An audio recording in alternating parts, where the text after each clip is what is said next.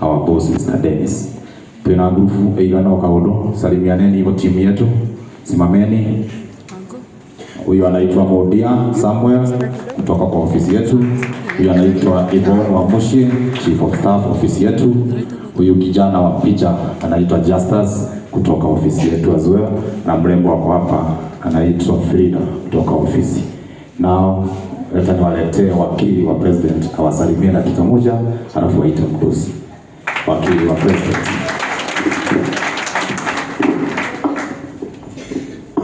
Bwana asifiwe.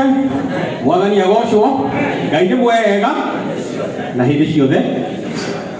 Thank you muno Archbishop na mam na ithuothe tukite gucakaya njuge ni tugucokeria Ngai ngatho uguo kuhana ni tondu maandiko matwiraga ati muoyo kana gutura muoyo na gukua cie moko-ini mao cie moko-ini ma Jehova ati ona tunyoni twiri maandiko guigaga tutingiuma iguru tugwe thi Ngai atoe koguo ndimwire Ngai niwe gitumi kia uhoro uria turi naguo koguo ni ngwenda ndimumiririe muno makiria Ngai amuhe hinya ni tondu gikuo ti kihuthu gikuo ni kiinainagia ni githikithagia na ni kiri kieha na mundu ni iguaga wega omiririo ona njire mwe kanenge na ni undu wa gukorwo ndanahitukira handu ta hau mundu ari mukwire appreciataga support ya muthemba uriku kana ni umuhe kindu kana ni umuhe ciugo cia kumumiriria kana uri ungimwika na riu ni gukena ni tondu ni turi haha ni getha tumanirie na family ya Archbishop na ndathikiriria miario na ndarora maundu megie Archbishop ngona nima ni no tuge twi haha pole we family. Nimesikiza mama akiongea hapa na umeniguza roho, na mimi niko hapa kusema pole na kusema kwamba leo maita maingi toka duka tukauga pole tugathie na tukariganirwo, lakini leo tutasimama na wewe, na nimesikia kile umesema na usisikie ni kama imepita tu, hatujasikia, tumesikia na tutasimama na wewe. Nimesikia tu pia mambo ya Lazarus na Okam Makinye Kadere. Nimesikia hiyo maneno na Yvonne. Ule dada amesimama pale, mtafutane na yeye na namba yake, mpangane na yeye baada ya kwanza mfanye hii mazishi. Wiki ijayo mtafutane na Yvonne, tuketi na nyinyi tupange mambo yenu. Na hiyo mimi nitapanga. Hiyo mambo ya blogging mimi ndio mwenyewe. Yote ni president kana deputy ni mimi. Onesha nipatie hiyo kazi na lengo utawirosho. So mama, pole for the loss of Archbishop. You have done your part. Na wanaume wengi hapo watakwambia mara nyingi tungependa sisi wote kama tungekuwa tunasikia na sisi ndio tunakufa, tusikie bibi zetu wamesema vile umesema hapa. Ati ulisimama mpaka kila kitu yako yote ikaisha. It is a sad thing but a very sweet feeling for every man who is seated here. So we appreciate you. Mnikubalisha niwaambie hadithi. Kuna kitabu nimekuwa nasoma. Hiyo kitabu inaitwa Breath to Life. Ule ameandika hiyo kitabu alikufa akiwa surgeon. Lakini ndio afanye medicine, alijiuliza swali, ni vipi ambavyo naweza elewa kifo? So akaamua ili nielewe kifo, wacha nikafanye history. Ndio nijue kwa nini ule mtu alikufa na ule mwingine alikufa, kwa nini Mandela alikufa, kwa nini watu tofauti walikufa wakati wa mbeleni. Akafanya history mpaka akafanya degree. Lakini baada ya kumaliza degree akasema hii history imeniambia tu vile watu walikufa, lakini haijaniambia kwa nini walikufa. So akaamua aende akafanya literature, kwa sababu alijiambia ile literature ndio lazima ikuwe watu waliandika vitu zao za maisha mpaka wakajua kwa nini walikufa. Akafanya literature mpaka akafanya degree. Baada ya kufanya literature akaona kwamba amesoma kuhusu vile watu waliishi, lakini hakusoma kuhusu kwa nini watu walikufa. So akaamua njia pekee ya kujua kwa nini watu hukufa ni kufanya medicine, ya kuwa daktari. So akafanya hiyo, akakuwa daktari. Lakini baada ya kuwa daktari akaona kwamba ile masomo ya udaktari ni kuhakikisha unajaribu kufanya watu wasikufe. Kwa hivyo akasema waacha aongezee masters ndio afanye neurosurgeon, which is the highest form of medicine. Ndio akakuwa surgeon. Lakini akiwa pale hiyo wakati wote hakuwa ameoa. Kwa hivyo akaamua sasa ni wakati wa kuoa, ndio pia apate watoto, ndio ajue vile maisha inaanza, ndio aelewe vile watu wanaishi na vile wanakufa. Akamaliza masters yake na akaanza kufanya PhD. Siku 3 kabla afanye graduation ya PhD kama neurosurgeon, akuwe daktari mkubwa zaidi kule Amerika, akaenda hospitali kwa clinic, akaanza kusikia uchungu. Baada ya kufanya scan ikaonekana ako na kansa 3. Kwa hivyo maisha yake yote alitumia ku understand why people die. Anaandika kwa hiyo kitabu, anasema all of a sudden I started becoming a patient who was dying and was now in the process of understanding death.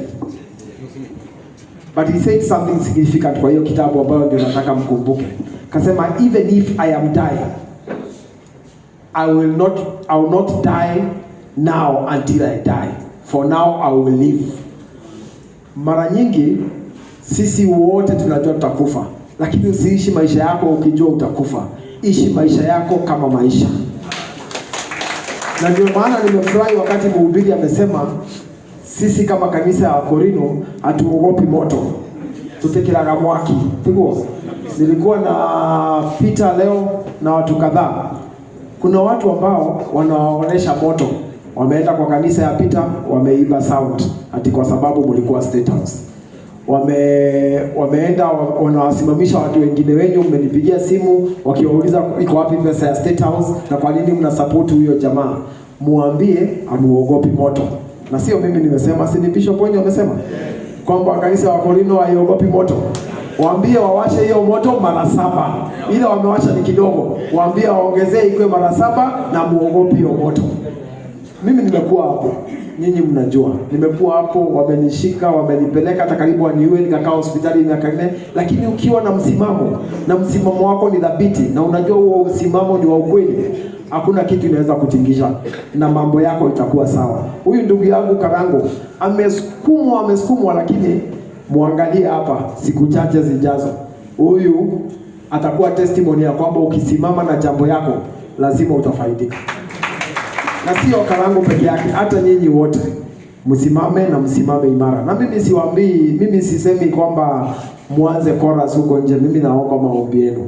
Wawashe moto mara 7 na nyinyi muwashe maombi mara 7.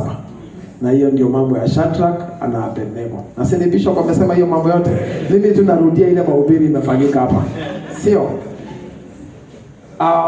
Na mimi sifanyangi siasa kwa kanisa, hiyo si kanisa. Nimequote Bible na nimequote Bishop. So mimi sio siasa. Ni mambo ya Bishop ndio naekelea, nawasha hiyo moto ifike mara 7. Na akasema kwamba hata ile Daniel mimi nafikiria ilikuwa siku moja, ilikuwa ni siku 7. Si unaona hiyo mambo yote mimi tu nimetoka kwa Bishop. Kwa hivyo ni vizuri MC amesema Bishop ahubiri kwanza, ningeongea hapa kabla ya Bishop singepata kitu ya kuongea. Mimi tunaongea ile mambo Bishop amesema. Tigo. Nikiingia hapa nimechelewa kidogo kwa sababu nilikuwa na wale co-chairman wawili ambao walichaguliwa. Na mimi najua hapa kuna wengine pia walikuwa katika ile kanisa ya Moranga. Na sisi wote si kitu moja. So mimi nataka mketi. Hata ile kanisa ilikuwa Moranga, mshikane, muongezee wale kwa trustees ya university kwa sababu tumetoka na hao jamaa sasa hivi. Tumeangalia architectural design ya ile theological college tunajenga ya Korino. Imemalizika. Sasa ile next tulikuwa tunaonesha ndio waangalie vile iko, wameona vile iko. Sasa wamefanya some adjustment hapa na pale. Itafanywa by kesho, kabla ya mwisho wa wiki hii tupate ile kitu inaitwa bill of quantities BQ, ndio ule fundi aanze kujenga ile mahali. Usikubali kwa watu wa nyuma kwa sababu ya siasa.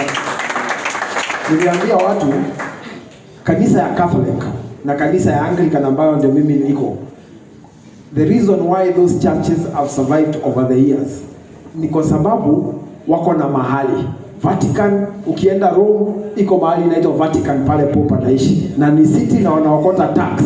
Kwa hivyo wako na institution ambayo inashikilia kanisa. Sio kanisa tu, lakini kuna institution. You must have institutions as a Corino church. Ile watoto wenu watakuwa na ile institution ambayo inashikilia kanisa.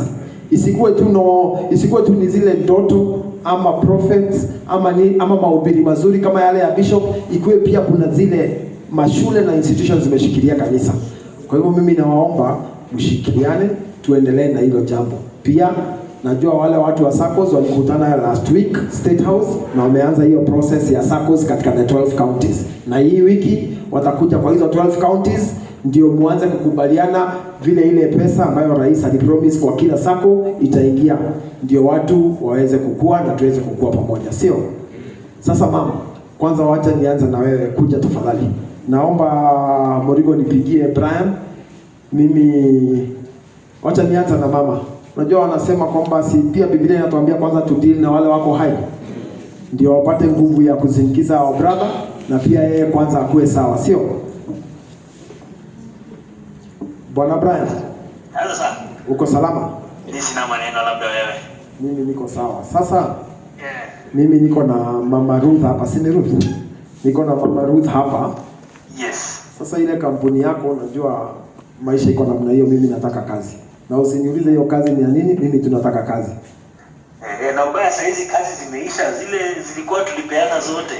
Hapana, sasa wewe utafute ungangane, mimi ndio nimepiga simu, lazima unipatie kazi. Haya, sasa labda nikupange tu moja yenye naweza pata kama labda ni ya 10k. Hapana, mimi sitaki. 10,000 Nairobi itakupeleka wapi ndugu yangu?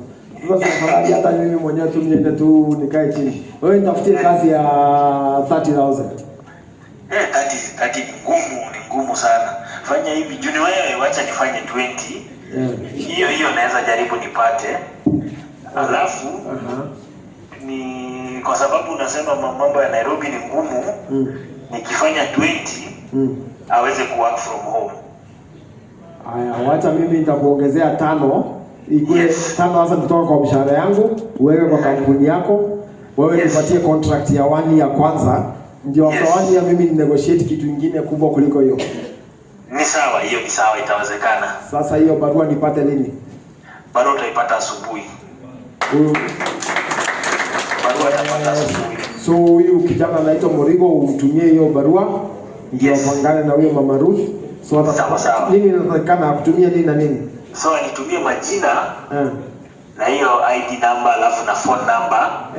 Alafu ndo nitaweza kuongea na yeye so that aanze tarehe 1. Tarehe 1. So aanze kulipwa end of May. Yes. Na hiyo I hope hasa wewe au na hii nasema pole usiende kutangaza. I hope hiyo utaniwekea tax. Tax utaweka juu ya hiyo. Hiyo nitampatia tu yake yote vile iko. Haya, mimi nashukuru sana. Alafu utapanga hapo pia umlipie SHA ya hiyo mwaka. Sawa. Very good. Sawa, asante, mimi nashukuru. So mom, kwa sababu umesema una kitu. Huyo kijana ni rafiki yangu, ako na kampuni Nairobi. Hiyo kampuni haifanyangi hiyo kazi, ni kampuni ya construction. Lakini yeye atakupatia kazi. Hiyo kazi hautoki kwa nyumba. Kazi yako ni kila siku unatafuta muumini mmoja hapa unamchekesha. Sasa wewe unaona tu umevisit muumini mmoja na ukamchekesha shilingi 25,000 kila mwezi kwa mwaka mmoja. Hiyo ni sawa. Alafu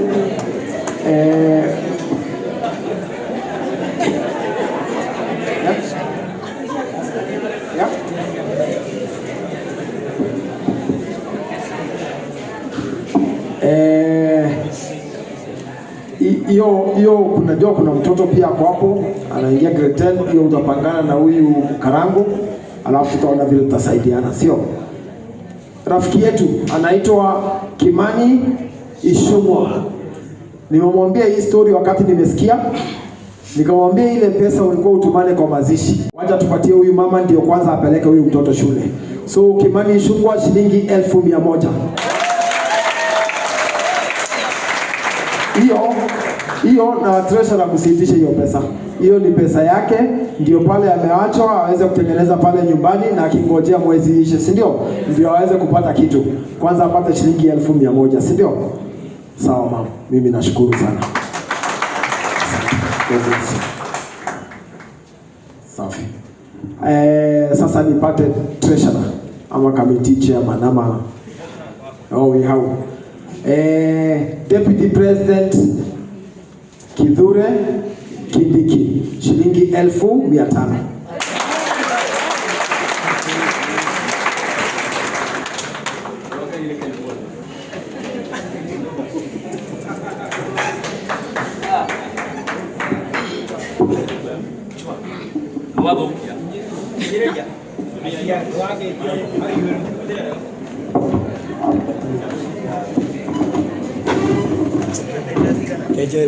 Hello.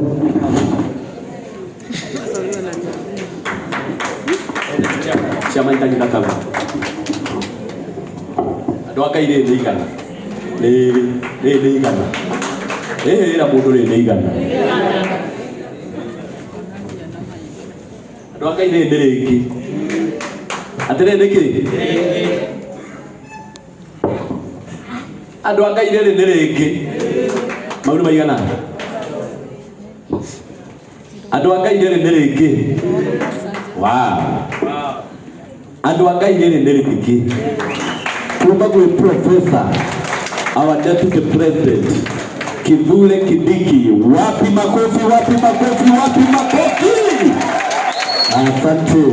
DP ni fire si fire. DP ni fire si fire. Fire. Noma si noma. Noma. Hey. Rais wa Jamhuri ya Kenya, President William Samoei Ruto, akiwa Italy, amenituma na shilingi 1,500. Wow.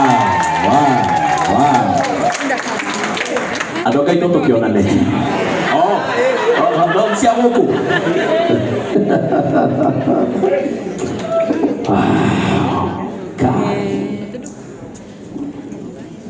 Rumoko makombo thine magenete bilioni.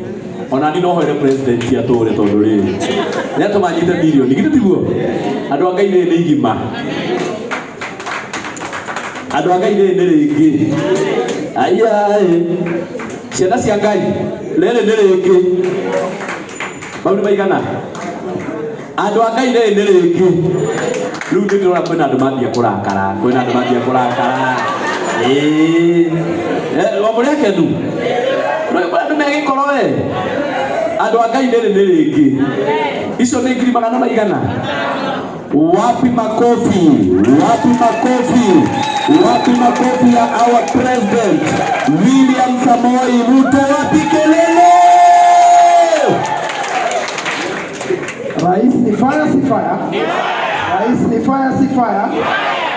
Sasa kuna watu wa mdomo na kuna watu wa action. Kuna watu wanaongea wakiwa huko nje na kuna watu wanasimama na nyinyi. Uamuzi ni wenu. Ni wewe uende useme ni nani ambaye wakati nilimhitaji alisimama na sisi, na ni nani ambaye anaongea kuhusu sisi akiwa huko nje. Ni nani ambaye anatuma watu wachore mbwa zikiwa na kilemba, na nani ambaye anajua watu wakiwa na kilemba ni watu wako na heshima. Uamuzi ni wewe. Nataka kuwatuma nikiketi. Kuna musician anaitwa Kamande wa Kioli. Si ameimba wimbo? Sasa kuna watu wanamwambia ulipewa pesa na rais milioni 2 ya kwenda kupona, lakini umeimba wimbo ya kumpiga. Mimi naambia Kamanda wa Kioi, usisikize hao wanakuambia hivyo. Rais hakukusaidia ndio uimbe wimbo wa kumsifu, alikusaidia ndio uende utibiwe. Kama umetibiwa na sasa uko na nguvu ya kuimba, tafadhali imba na uimbe ile wimbo ambayo roho yako inataka. Kama umeona wimbo ambao ni wimbo ambao ni wa kupiga rais, ni sawa. Ukiona ni wimbo wa kumsifu Mungu, imba, ni sawa. Ukiona ni wimbo wa kusifu rais, imba, ni sawa. Lakini most importantly, uimbe. Usikuwe ni kama wale watu wengine wanasema ukiona Karango ama uone Martin wa Janet, mutoke, msiingie kwa concert zao, muwafute kazi. Kamanda wa Kioi, please sing with your heart and soul.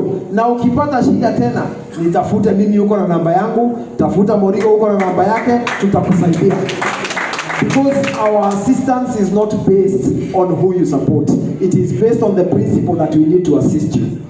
Mungu awabariki na awaweke.